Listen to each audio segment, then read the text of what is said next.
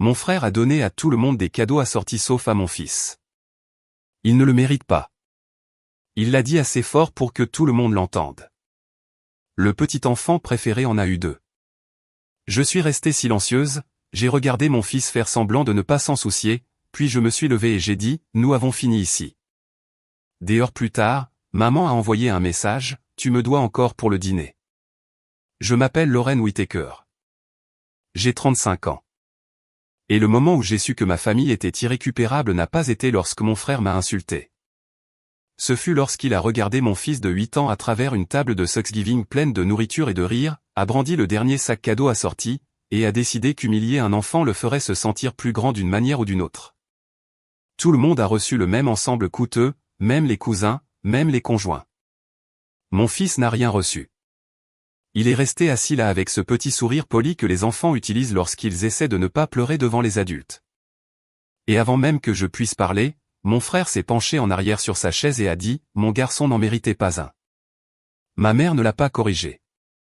Elle a même hoché la tête comme si c'était une précieuse leçon de vie. Ensuite, le petit enfant préféré a reçu un deuxième cadeau. Quelque chose de plus grand, de plus brillant, et impossible à rater. C'est la partie qui a changé quelque chose en moi. Non pas la cruauté en soi, mais à quel point ils étaient à l'aise de le faire en public, comme si mon fils était censé accepter d'être traité comme inférieur et les remercier pour le privilège d'avoir été invité. Mon mari m'a serré la main sous la table, attendant que j'explose. Mais je ne l'ai pas fait. Je me suis levé, j'ai regardé mon fils, et je lui ai dit que nous partions. Sur le chemin du retour, il n'arrêtait pas de dire que ce n'était pas grave, ce qui n'a fait qu'empirer les choses. Des heures plus tard, ma mère m'a envoyé un message pour me dire que je lui devais encore de l'argent pour le dîner. J'ai ri en le lisant, non pas parce que c'était drôle, mais parce que j'avais enfin compris quelque chose. Cette nuit-là n'était pas la pire chose qu'il nous ferait. Ce n'était que le début. Le lendemain matin, Owen était assis à la table de la cuisine avec ses feutres étalés en petites rangées soignées, dessinant tranquillement pendant que je préparais le café, et j'essayais de ne pas repasser chaque seconde de la nuit précédente dans ma tête. Quand il a poussé le papier vers moi, mon estomac s'est noué. C'était un dessin de famille, sauf qu'il s'était dessiné debout à quelques mètres de tous les autres, sur le côté comme s'il n'avait pas sa place dans la même maison. Je lui ai demandé pourquoi, et il a haussé les épaules avec ce petit sourire prudent qui avait déjà commencé à me briser le cœur. Il a dit qu'il voulait juste que ce soit exact. À midi, mon téléphone était plein. Ma mère a dit que j'avais gâché Thanksgiving pour une blague. Mon frère m'a traité de dramatique et m'a dit qu'Owen devait apprendre que tout dans la vie ne lui serait pas servi sur un plateau. Puis il a publié des photos du dîner en ligne, souriant comme un père de famille parfait, nous laissant de côté tout en agissant comme si nous étions partis en trombe sans raison. Ma mère a partagé la publication et a écrit qu'elle était reconnaissante envers les membres de la famille qui savaient encore comment maintenir la paix. C'est à ce moment-là que j'ai cessé d'espérer qu'ils auraient honte. Les gens qui peuvent humilier un enfant en public ne se réveillent généralement pas pleins de remords le lendemain matin. Ils se réveillent sur la défensive. Ethan m'a dit de tout sauvegarder, chaque message, chaque publication, chaque message vocal. Et pour la première fois, j'ai écouté au lieu d'essayer d'arrondir les angles. Nous avons arrêté de répondre immédiatement. Nous avons ignoré l'invitation au brunch du dimanche que ma mère a envoyée, celle déguisée en excuses mais écrite comme un ordre. Owen a à peine reparlé du dîner, mais chaque fois qu'une publicité montrait des cadeaux de fin d'année, il détournait le regard. C'est alors que j'ai compris quelque chose de laid et d'utile en même temps. Ils n'essayaient pas de réparer ce qu'ils avaient fait. Ils essayaient déjà de le réécrire. Je pensais que les ignorer pendant quelques jours calmerait les choses. Mais les gens comme mon frère ne reculent pas quand ils perdent le contrôle. Ils intensifient les choses. Le premier signe est venu de l'école d'Owen. J'ai reçu un courriel demandant si Ethan et moi pouvions venir pour une réunion avec le conseiller parce qu'un membre de la famille avait exprimé des inquiétudes concernant le bien-être émotionnel d'Owen à la maison. Je savais déjà de qui il s'agissait avant même d'avoir fini de lire. Ma mère avait appelé l'école et nous avait dépeint comme des parents instables coupant notre fils de l'amour et du soutien. Être assise dans ce bureau pendant que quelqu'un demandait poliment s'il y avait eu des tensions à la maison a été l'un des moments les plus humiliants de ma vie parce que je savais exactement ce qui s'était passé. Ma famille avait pris une scène de fête cruelle et l'avait transformée en une histoire où ils étaient les adultes inquiets et où nous étions le problème. Owen était assis dehors en train de dessiner pendant qu'Ethan et moi expliquions tout aussi calmement que possible. Ce soir-là, il m'a demandé s'il était la raison pour laquelle son école agissait bizarrement, et j'ai dû sourire à travers le genre de douleur qui vous laisse la poitrine vide. Avant même que je puisse assimiler cela, mon frère a commencé à manipuler les proches. Un cousin m'a envoyé des captures d'écran d'une discussion de groupe familial où il affirmait qu'Ethan et moi avions des problèmes d'argent et que nous passions notre stress sur Owen. Il a même dit que j'étais jalouse parce que son fils réussissait mieux à l'école et dans le sport. Puis est venue la question que je redoutais. Owen a levé les yeux de son jeu de Lego et m'a demandé si l'oncle Brandon le détestait. Je lui ai dit que non. Mais j'ai détesté à quel point cette réponse semblait faible, même pour moi. C'est à ce moment-là que j'ai cessé de penser que c'était juste un drame familial. C'était une campagne et mon fils était en plein milieu. Une semaine plus tard, la véritable attaque est arrivée dans une épaisse enveloppe avec le nom d'un cabinet d'avocats de Nashville imprimé sur le devant. Et j'ai su avant même de l'ouvrir qu'il ne s'agissait plus de sentiments blessés. Ma mère demandait un droit de visite pour les grands-parents, affirmant qu'Owen avait un lien significatif avec elle et que je le coupais cruellement d'elle pour des raisons personnelles. Ce qui m'a retourné l'estomac, ce n'était pas seulement son nom sur les documents. C'était celui de mon frère. Il avait signé une déclaration la soutenant, me dépeignant comme instable, trop émotive, et déterminé à punir la famille parce que je ne pouvais pas supporter la critique. Selon lui, Thanksgiving avait été un malentendu. Owen n'avait jamais été pris pour cible, et j'avais manipulé toute la situation pour créer un drame. Je suis resté assise là à lire chaque page 2 fois, sentant quelque chose en moi s'immobiliser. Ethan se tenait derrière moi avec une main sur mon épaule, silencieux de la façon dont il l'est quand il est assez en colère pour être prudent. Il m'a demandé si j'allais bien, et je me souviens avoir levé les yeux et lui avoir dit que non. Mais j'avais fini d'être surprise. Ce genre de calme est différent de la paix. C'est celui qui vient quand on comprend enfin exactement à qui l'on a affaire. Nous avons engagé une avocate spécialisée en droit de la famille à Nashville, une femme qui ne gaspillait pas ses mots et qui n'a pas bronché en lisant le dossier. Elle nous a dit la même chose que j'avais commencé à réaliser par moi-même. Les gens comme cela semblent généralement convaincants jusqu'à ce que vous aligniez leur propre message dans l'ordre et laissiez le modèle parler de lui-même. C'est donc devenu notre vie. J'ai construit une chronologie avec des dates, des captures d'écran, des journaux d'appel, des publications sur les réseaux sociaux, et chaque message où l'inquiétude n'était que des reproches portant des vêtements plus doux. Ethan a rassemblé les courriels de l'école et les dossiers montrant comment ma mère s'était immiscée là où elle n'avait pas sa place. Le soir, la table de notre salle à manger ressemblait moins à un espace familial et plus à une pièce à conviction. Le pire, c'était qu'Owen remarquait le changement. Un soir, il s'est tenu dans l'encadrement de la porte pendant que je triais des papiers et a demandé si grand-mère essayait de le prendre parce qu'il avait fait quelque chose de mal. Je l'ai tiré sur mes genoux et je lui ai dit la vérité aussi doucement que possible. Rien de tout cela n'était à cause de lui. C'était parce que certains adultes ne se sentent puissants que lorsqu'ils peuvent décider qui est aimé et qui est laissé de côté. Et alors que je continuais à monter ce dossier, j'ai réalisé que Thanksgiving n'avait pas été leur victoire. C'était la première erreur qu'ils avaient mise par écrit. La première fissure dans leur histoire parfaite est venue de la seule personne dont j'avais passé la majeure partie de ma vie à n'attendre absolument rien, mon père. Il m'a appelé tard un mardi soir, après qu'Owen se soit endormi et qu'Ethan soit en bas en train de remplir le lave-vaisselle. Et à la seconde où j'ai entendu sa voix, j'ai su que quelque chose avait changé. Il ne semblait pas sur la défensive. Il ne semblait pas fatigué. Il semblait effrayé. Il m'a dit que ma mère avait laissé sa messagerie ouverte sur l'ordinateur de bureau dans le bureau d'études. Et au début, il était seulement entré pour l'éteindre. Puis il a vu mon nom, puis celui d'Owen, puis celui de Brandon. Et avant de pouvoir s'en empêcher, il a commencé à lire. Il a continué à parler de cette voix basse et prudente, comme s'il avait peur que même les murs puissent répéter ses paroles. Au moment où il a terminé, il a dit qu'il avait enfin compris que Thanksgiving n'avait pas été un malentendu, et que ce n'était pas un moment cruel qui avait dégénéré. Cela avait été planifié. Il a tout transféré avant de perdre courage. J'ai ouvert les courriels le lendemain matin à la table de ma cuisine avec une tasse de café qui refroidissait dans ma main. Et à chaque message que je lisais, je sentais la dernière once d'hésitation s'évaporer en moi. Il y avait des chaînes de messages entre ma mère et Brandon remontant à la semaine précédant Thanksgiving. Brandon avait suggéré les cadeaux assortis. Brandon avait suggéré de laisser Owen de côté. Brandon avait même écrit que si mon fils se sentait gêné devant tout le monde, peut-être que j'arrêterais enfin d'agir comme si j'étais meilleur que la famille et que je me rappellerais ma place. Ma mère avait répondu que les enfants se souviennent de la honte plus longtemps que des leçons, et que peut-être une petite leçon sévère nous ferait du bien à tous les deux. Il y avait aussi des messages de suivi après le dîner. Brandon s'est vanté que j'avais l'air abasourdi. Ma mère a dit que j'avais toujours été plus difficile à gérer quand j'étais humilié publiquement parce que soit je pleurais, soit je devenais froide. Et cette fois, j'étais devenue froide. Puis elle a dit, c'était peut-être un progrès. J'ai dû m'arrêter de lire 2 fois parce que mes mains tremblaient tellement que je pouvais à peine tenir mon téléphone fermement. Ethan a tout lu par-dessus mon épaule dans un silence total. Et quand il est arrivé à la ligne disant qu'Owen devait apprendre quelle était sa place, il s'est éloigné de la table et est resté debout devant l'évier, regardant par la fenêtre avec les 2 mains appuyées contre le comptoir.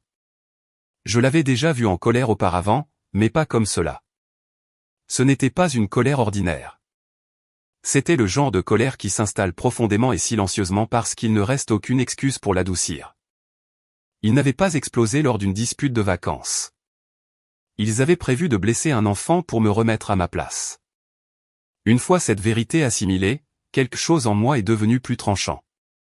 J'ai envoyé chaque capture d'écran à notre avocate, et pour la première fois depuis le début de tout ce cauchemar, j'ai eu l'impression que nous ne faisions plus seulement que nous défendre. Nous tenions enfin la bonne arme. Au moment où la médiation a commencé, notre avocate avait fait imprimer, surligner et ranger chaque courriel dans un classeur assez épais pour faire perdre ses couleurs au visage de Brandon à la seconde où il l'a vu sur la table. Nous avions des messages textes, des dossiers scolaires, des journaux d'appel, des captures d'écran des réseaux sociaux, et maintenant les courriels qui prouvaient que toute l'humiliation de Thanksgiving avait été délibérée. Ma mère est entrée habillée comme si elle allait à un déjeuner au club de campagne, avec des couleurs douces et des cheveux impeccables, souriant aux gens dans le couloir, comme si elle était la grand-mère calme et raisonnable dans une tragique dispute familiale. Brandon est entré à ses côtés avec ce même regard confiant qu'il arborait toujours lorsqu'il pensait que la pièce lui appartenait. Cela a duré peut-être 3 minutes. Le médiateur a commencé par demander aux 2 parties de résumer le problème. Et leur avocat a commencé, parlant des liens familiaux et de l'inquiétude pour le bien-être émotionnel d'Owen et à quel point ma mère avait été triste depuis la rupture du contact. J'ai gardé un visage impassible et je l'ai laissé terminer. Puis notre avocate a ouvert le classeur. Elle n'a pas élevé la voix. Elle n'a pas argumenté de manière dramatique. Elle a juste commencé à lire. D'abord le message où ma mère demandait de l'argent pour le dîner des heures après avoir publiquement humilié mon fils. Ensuite, le courriel de l'école déclenché par sa soi-disant inquiétude. Puis les publications en ligne nous présentant comme instables et cruelles. Et enfin les courriels. La pièce a changé au moment où ces mots ont été lus à voix haute. On pouvait le sentir. Brandon a essayé d'interrompre à mi-chemin, disant que des conversations familiales privées étaient sorties de leur contexte, mais le médiateur l'a arrêté. Ma mère n'arrêtait pas d'essayer de sourire, mais son expression commençait à vaciller toutes les quelques secondes. Quand la ligne disant que les enfants se souviennent de la honte plus longtemps que des leçons a été lue, j'ai vu sa mâchoire se crisper. Quand le message de Brandon sur le fait d'apprendre à Owen quelle était sa place a été lu, même leur propre avocat a eu l'air agacé. Il s'est penché et a chuchoté quelque chose à Brandon qui l'a fait se reculer sur sa chaise comme s'il avait enfin réalisé que sa performance n'allait pas le sauver. Pour la première fois de ma vie, j'ai regardé mon frère perdre le contrôle dans une pièce qui comptait. Il a élevé la voix. Il s'est mis sur la défensive, puis est devenu imprudent. Il a commencé à insister sur le fait que les enfants d'aujourd'hui étaient trop sensibles et que quelqu'un devait leur apprendre que le monde ne leur donnerait pas de trophée juste pour exister. C'était une chose tellement horrible à dire au milieu d'une réunion juridique concernant un enfant de 8 ans que même ma mère s'est retournée et l'a fixé. Ensuite, elle a aggravé les choses en essayant de rattraper le coup.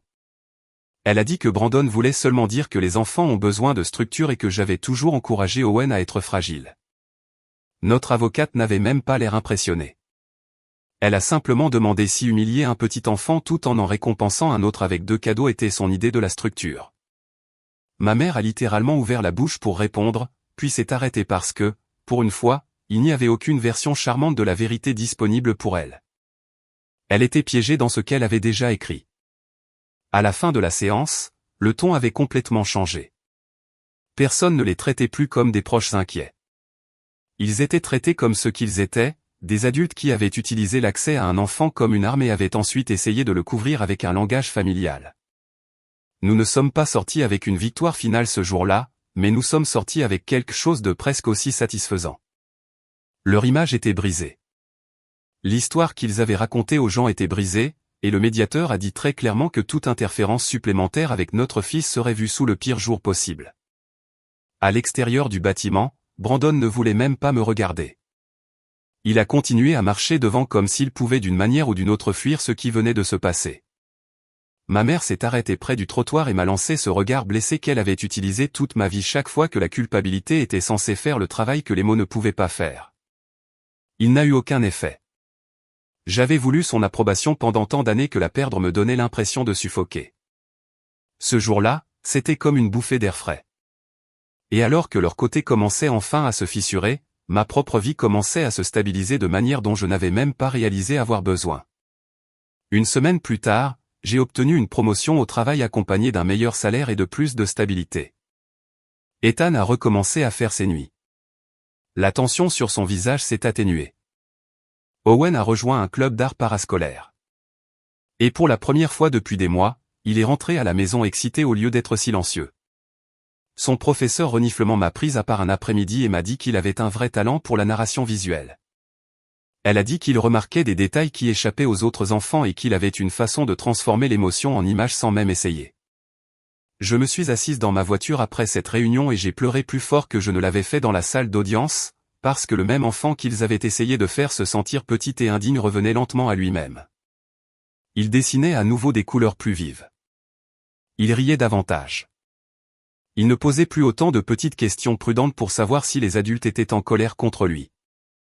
Ce qui m'a le plus satisfaite, ce n'est pas seulement que nous avions des preuves. C'est que la vérité les avait enfin traînés dans la lumière sans leur masque, tandis que mon fils, l'enfant qu'il pensait pouvoir réduire à néant, grandissait tranquillement au-delà de tous. Pendant un certain temps après la médiation, tout est devenu silencieux de cette façon qui vous rend méfiante au lieu d'être soulagée. Ma mère a arrêté de publier autant de choses. Brandon a disparu des discussions de groupe familial. Même les proches qui avaient été prompts à répéter leur version des faits n'avaient soudainement plus rien à dire. J'aurais dû savoir qu'un tel silence ne signifie jamais une croissance personnelle avec des gens comme eux. Cela signifie généralement qu'ils perdent quelque chose de trop grand pour être caché. J'ai découvert de quoi il s'agissait au début de l'automne lorsque j'ai reçu un appel d'une résidence pour personnes âgées à l'extérieur de Nashville, demandant si j'étais Lauren Whitaker, la fille d'Hélène Mercer.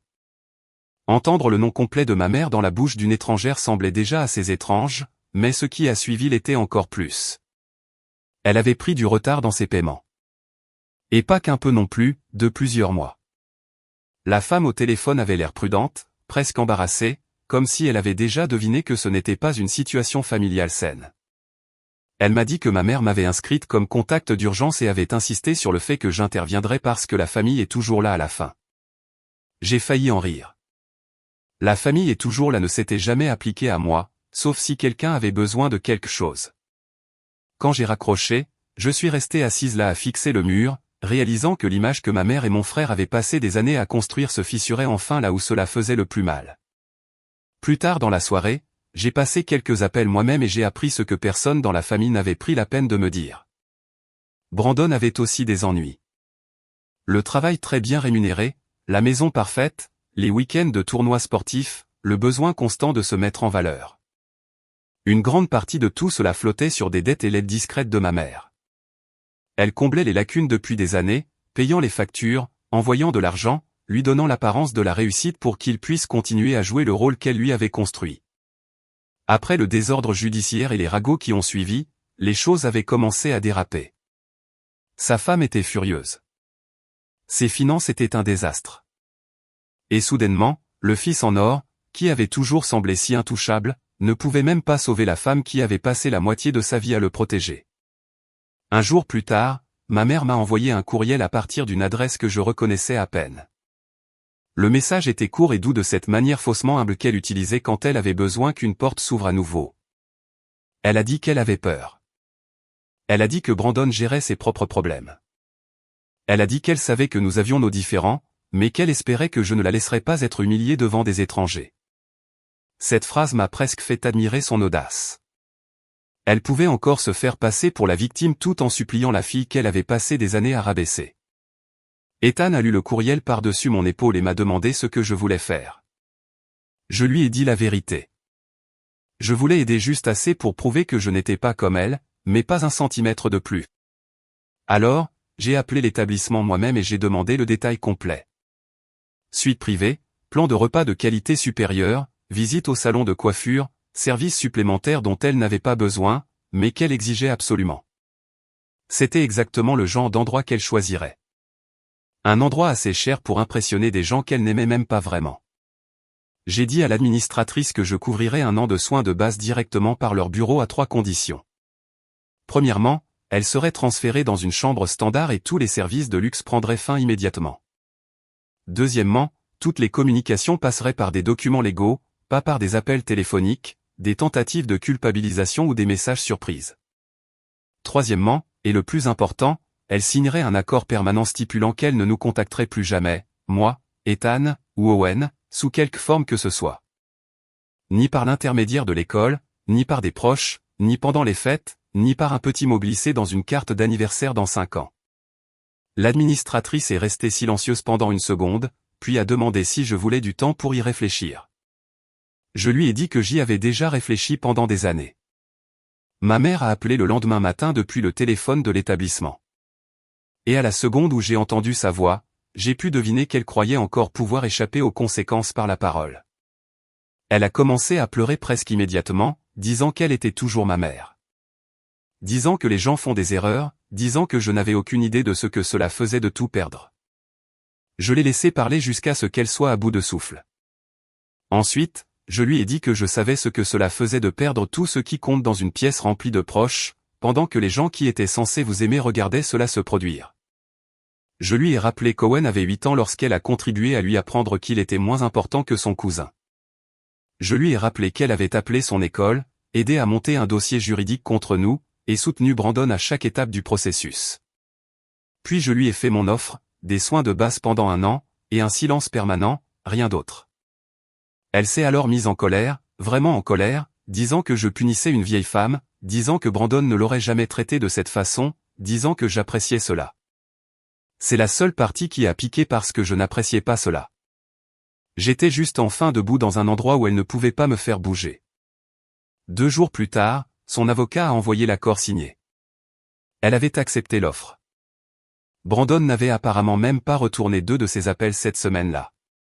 Quand les derniers documents sont arrivés, j'ai viré le paiement exactement comme promis et j'ai fermé le dossier sans cérémonie. Pas de discours, pas de moment dramatique. Simplement terminé. 1 semaine après cela, un proche à qui je parlais à peine m'a dit que ma mère avait été transférée dans une chambre partagée et qu'elle était furieuse que les gens de la famille chuchotent à ce sujet. Brandon adoptait soudainement un profil plus bas, lui aussi.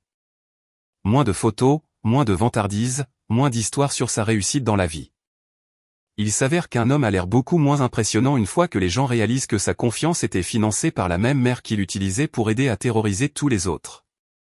La partie la plus satisfaisante n'était pas qu'elle perde les extras ou qu'il perde la face.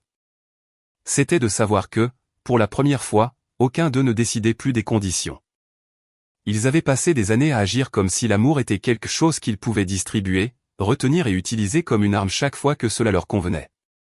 À la fin, la seule chose qu'ils ont obtenue de moi était exactement ce qu'ils avaient mérité, de la distance, des limites, et une signature dont ils avaient plus besoin que je n'avais besoin de leur approbation.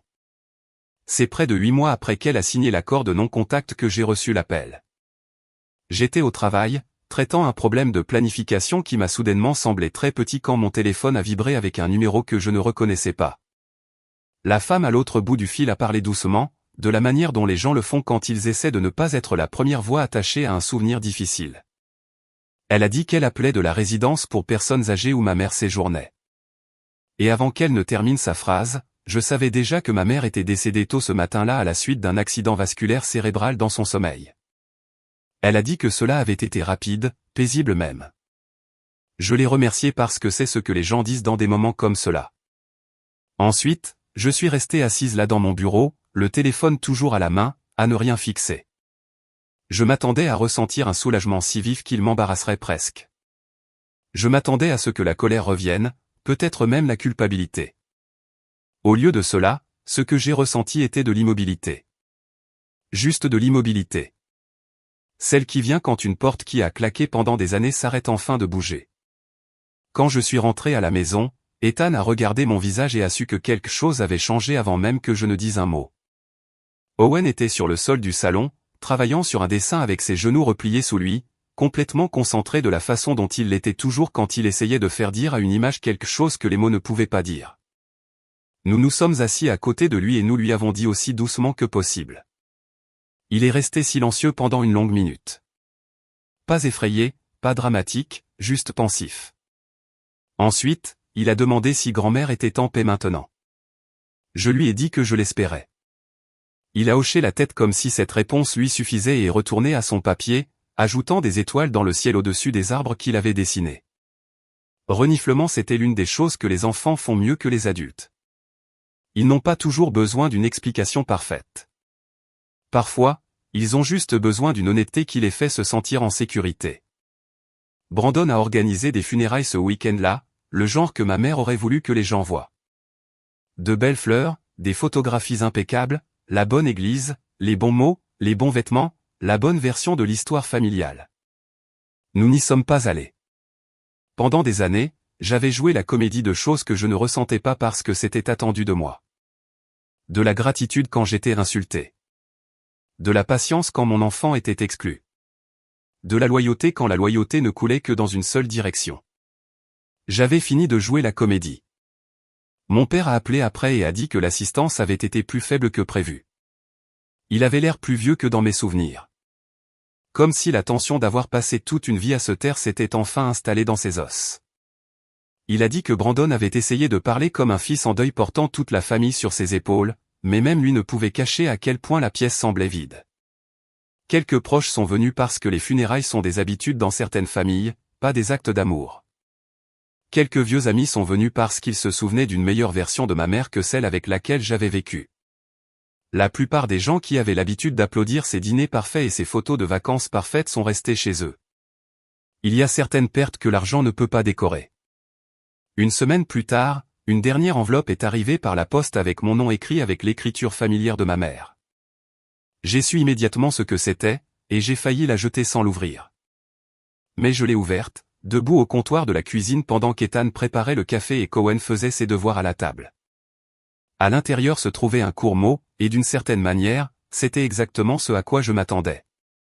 Aucune excuse, aucun moment de clarté, aucune phrase disant que j'avais eu raison de protéger mon fils. Juste quelques phrases prudentes sur la façon dont la vie l'avait rendu dure, sur le fait que les femmes fortes sont rarement appréciées à leur époque, et sur le fait que peut-être un jour je comprendrais pourquoi elle croyait que certaines personnes avaient besoin de dures leçons pour survivre. Je l'ai lu une fois, je l'ai replié, et je l'ai posé sur le comptoir. Ethan a demandé si cela changeait quelque chose pour moi. Je lui ai dit que non, car la vérité était que cela ne changeait rien du tout. La femme qui avait aidé à humilier mon fils, qui s'était rangée du côté de Brandon, qui avait appelé une école, déformé la vérité, et essayé d'utiliser le système judiciaire pour reprendre le contrôle avait quitté ce monde exactement comme elle y avait vécu. Convaincue que le contrôle était la même chose que l'amour, et que la cruauté n'était qu'une honnêteté que personne d'autre n'était assez fort pour supporter. Des années plus tôt, cette prise de conscience m'aurait brisé. Elle m'aurait renvoyé sur le vieux chemin familier me demandant pourquoi je n'étais jamais assez bien, pourquoi mon fils n'était pas assez bien, pourquoi certaines personnes peuvent regarder l'amour et le traiter comme un test. Mais à ce moment-là, j'avais fini de poser ces questions.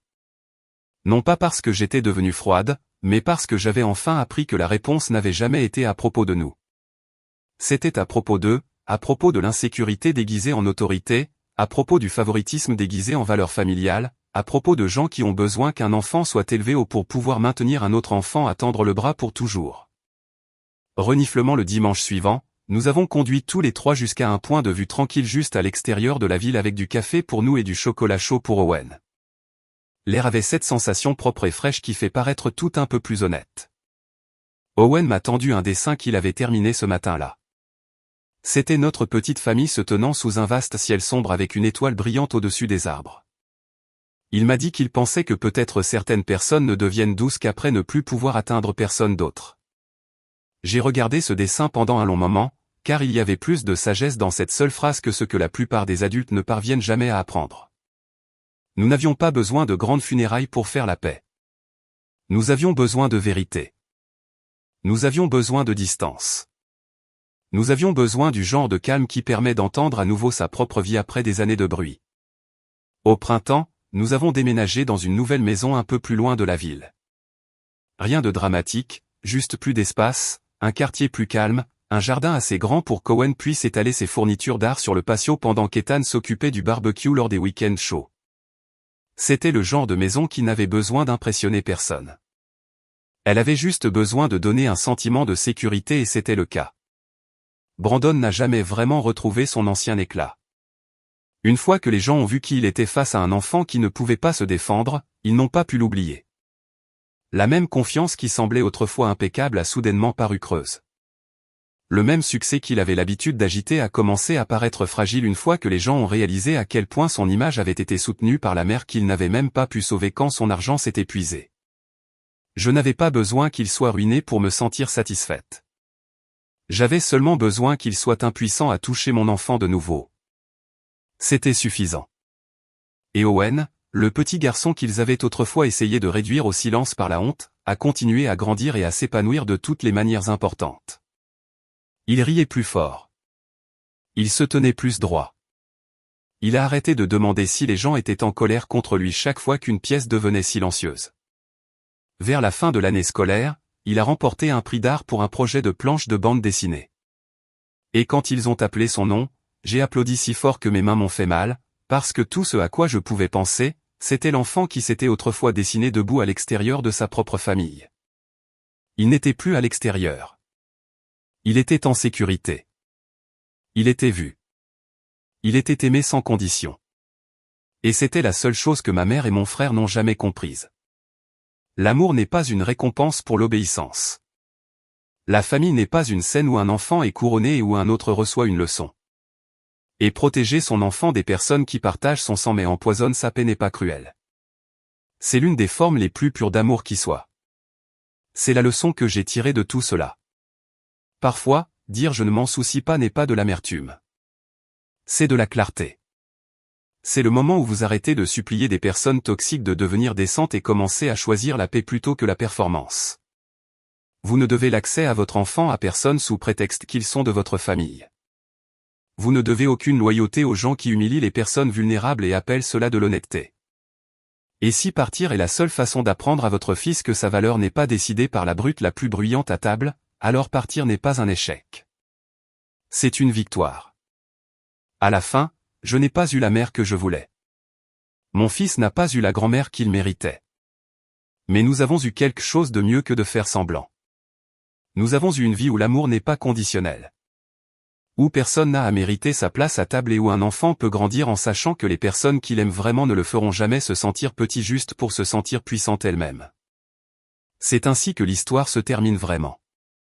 Pas avec une vengeance au sens bruyant et dramatique, mais avec de la paix, avec des limites, avec un petit garçon qui ne doute plus de sa valeur, et avec une mère qui a enfin appris que protéger son enfant signifie parfois être prête à fermer la porte et à ne jamais l'ouvrir 10. Cette histoire est purement fictive et destinée à des fins de divertissement et éducatives.